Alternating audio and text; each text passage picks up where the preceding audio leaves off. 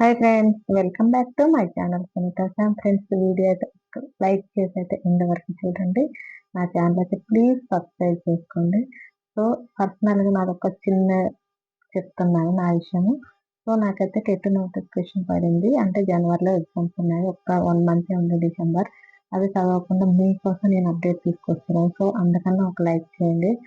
So ఇంకా Saturday update ఏంటి అంటే బిగ్ అప్డేట్ అని చెప్పాలి.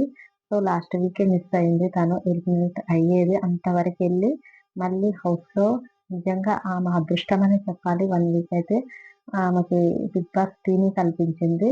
సో తనైతే ఈ వారం ఎలిమినేట్ కాబోతుంది.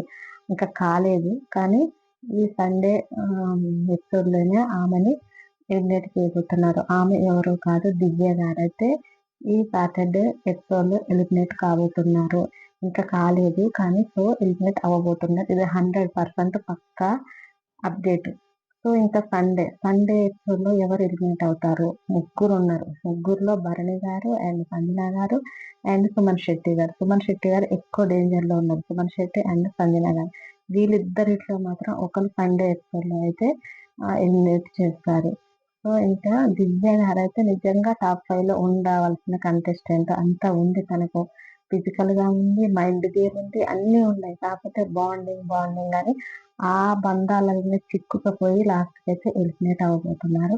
సో ఫ్రెండ్స్, నా ఛానల్ అయితే ప్లీజ్ సపోర్ట్ చేయండి. సబ్స్క్రైబ్ చేసుకొని నాకైతే సపోర్ట్ చేస్తారని కోరుకుంటున్నాను. Okay friends, bye bye.